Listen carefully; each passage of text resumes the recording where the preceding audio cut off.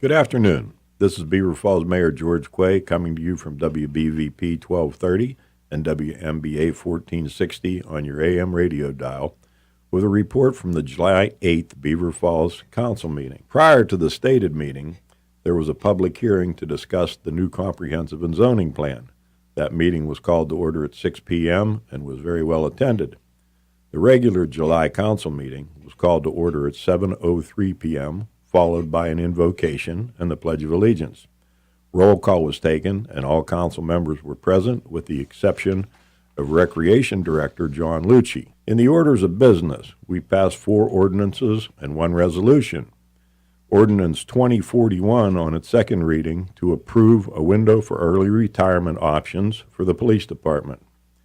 Ordinance 2042 on its first reading permitted open sidewalk cafes in commercially zoned areas. Permits can be obtained from the city clerk, Paula Burdine. Ordinance 2043 on its first reading updated the policy for rental registration, license enforcements, non-renewals, and suspension or revocation. Ordinance 2044 on its first reading approved an agreement with Dynamite Waste Management for waste disposal. Resolution 1353 approved general fund expenditures. One of the orders of business tabled a request for removal of the parking meter at 817 10th Street to be discussed further at a later time. We approved street closures for the Community Development Corporation block parties on August 5th from 6 until 7:30 p.m.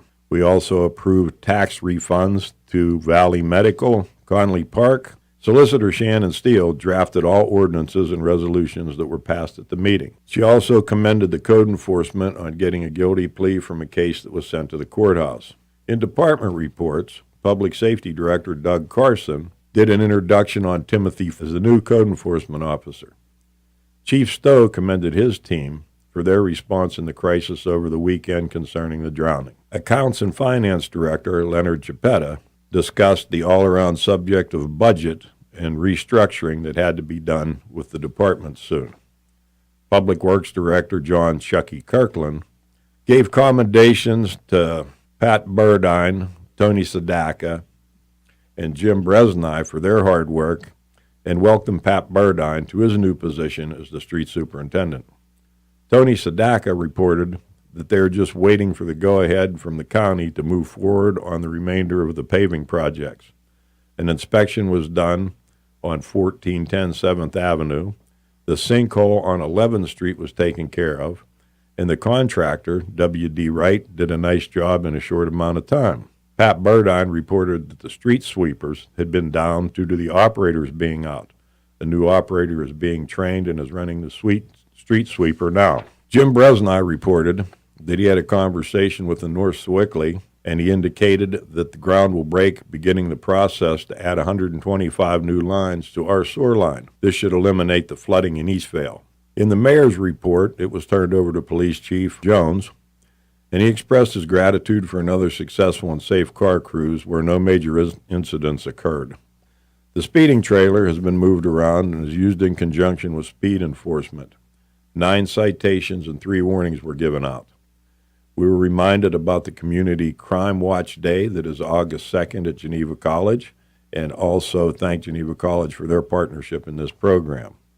In old business, Leonard Chiappetta commented on the new Department of Community Development for the work being done in this new department.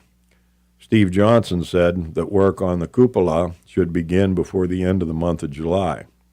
Mayor Quay informed that the YMCA activity program ended at the end of June, but the free lunch program is still occurring until another 4 weeks, and that's for 18 years old and younger. Under new business, Mayor Quay asked if anyone who had any interest in mountain biking would please get in touch with City Council to make use of the Beaver Falls City Park on Stephen Hill. Under citizens' reports, Robert Lee from the Network of Hope said there's an event coming up on September 20th from 10 a.m. to 2 p.m. at the YMCA in New Brighton, in which $50,000 in goods and services will be given out. This includes groceries, haircuts, health screening, job coaching, and community service will be given out for free. There will be live entertainment, free carnival games, kids, and a free lunch for all those who attend. There is no income requirement. Dane Williams of the 2nd Avenue basketball tournament said that the tournament went well, with involvement with various other communities, with no incidents to report, and he was grateful for the city's support for this Stop Violence event.